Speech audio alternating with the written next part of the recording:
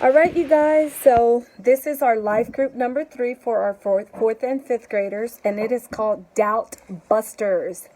This activity will allow kids to work as a team to identify myths about doubt.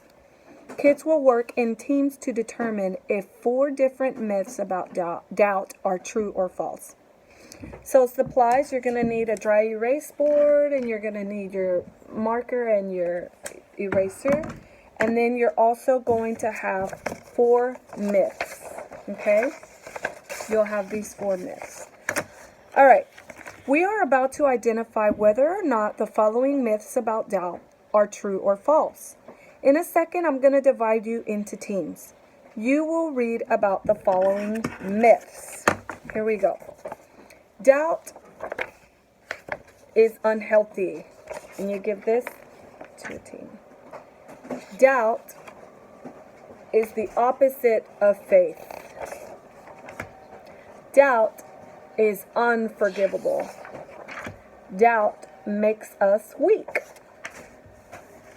When we're done reading about myths, you'll report back to us and we'll identify each one as true or false. So at this point, you're going to divide the kids and give them all a myth to study. While they're studying it, write the 4 myths on the whiteboard. So those same 4 myths, they're listed on your lesson. You'll just write them out and as the kids are working. Okay, and basically they're going to get the sheet. Now this one I had to improvise because I left it downstairs, but on the back they'll have some facts about it, and they're all going to kind of go in their group. There's 4 groups. Divide them evenly. They're going to read on it, and then they're going to come back and they're going to present to the rest of the group. They're going to present to them what they learned. All right, you guys, time's up. Let's go over the 4 myths and identify them. Who wants to go first? And then as you read, So what you're going to do is you're going to read what's in color, just like this. You're going to read what's in color to kind of close up that myth, okay? So one of the myths is doubt is the opposite of faith. And this is what the kids have on their paper. Thomas was a follower of Jesus. He believed in Jesus, or he wouldn't have chosen to follow Jesus. But he had doubts as to whether Jesus was alive. There's a big difference between unbelief and doubt. Unbelief is a conscious decision not to believe. It's a choice to deny God. But doubt is coming from a place of being unsure or uncertain. There's a difference. Doubt isn't something you consciously choose. You aren't choosing to doubt. Think of it this way. Unbelief, closed off certainty that God doesn't exist. Doubt, an open-minded uncertainty that requires some work to get through. Because doubt isn't forever, there's a light at the end of the tunnel when it comes to doubt. So that's what they would report to the rest of the team. So based on the presentation, is having doubt the opposite of faith? Not true. So is doubt the opposite of having faith? Nope. So you're going to have somebody draw a line through that. Okay. The second one, whoever wants to present next, you have all of the notes on here. So I'm just going to say B. Doubt is a sin and it is unforgivable. So this is what they've studied and what they should present back. Moses was one of the greatest leaders in the Bible, had doubts about his ability to lead. He questioned God when God said he would lead the Israelites out of Egypt. Gideon had doubts that God would keep his promise. Sarah laughed when Abraham told her God would bless them with a baby. And we read that Thomas, one of Jesus' closest friends, doubted that Jesus had risen and was alive.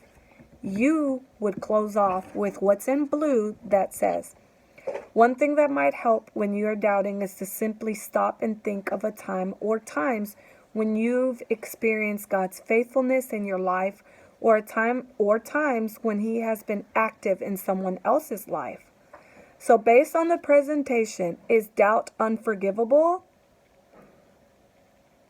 Doubt is a sin and is unforgivable. Not true. So, doubt is unforgivable. We can cross that out. Third thing that they learned, doubt is unhealthy. Doubt is often brought, this is what the kids are presenting, and you have a summary of it to make sure that they're presenting what they read. So this is what they have. Doubt is often brought on by a major life event or really hard situation. Maybe your parents are getting a divorce, or you are struggling with a major problem in your life. It is at those times that we are most susceptible to doubt. Satan loves to take advantage of those kinds of situations, using them to take a hold. The good news is that God is there, and He's ready to take your hand and pull you out of that place of doubt and stop Satan from taking hold. It's from that place that God will grow you in a healthy, confident Christ follower. That's why doubt can sometimes make you even stronger in your walk with Jesus. This is what, when they're done presenting, you read what's in blue. So based on the presentation, is doubt unhealthy? Not true. We just learned that it makes us stronger. So we put a line through that.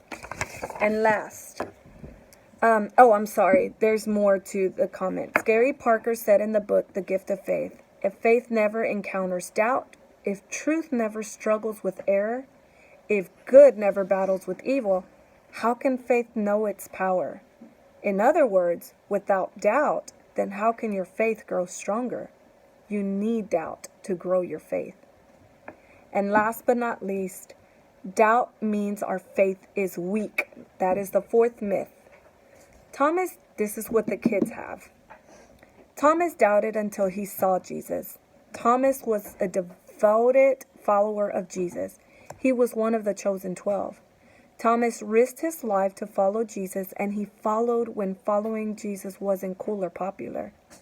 Thomas's doubt didn't make him weak. It made him human.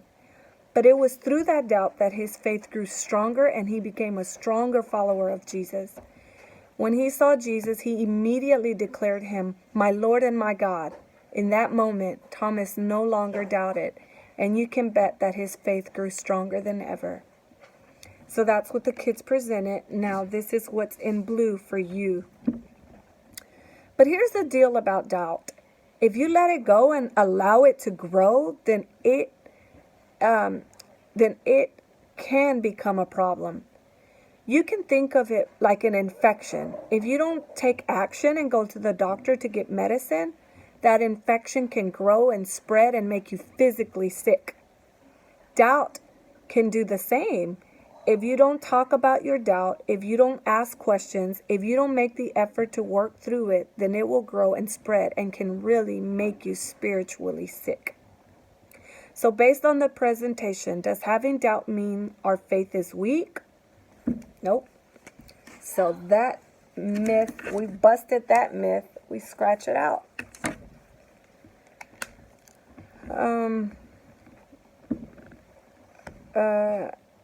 I don't know where I left off. Okay.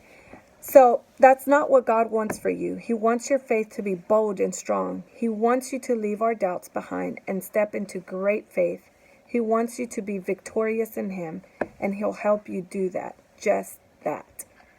That's it, you guys. So again, you're going to have 4 different papers that have all that information on it.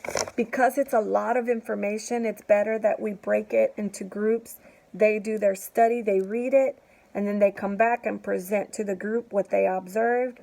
You guys read what's in blue on your paper to wrap up that myth, and you cross it out as y'all go along. And that's it, you guys. I know this is a long one, but I promise you it's going to be powerful. It's going to be worth it. And I know that we're going to allow these kids to understand that it's okay to doubt, but it's staying in that doubt that's unhealthy. And I hope it ministers to you too, because I've been fighting so hard to keep in these tears, because I know it's going to be powerful. So I will see you guys on Wednesday.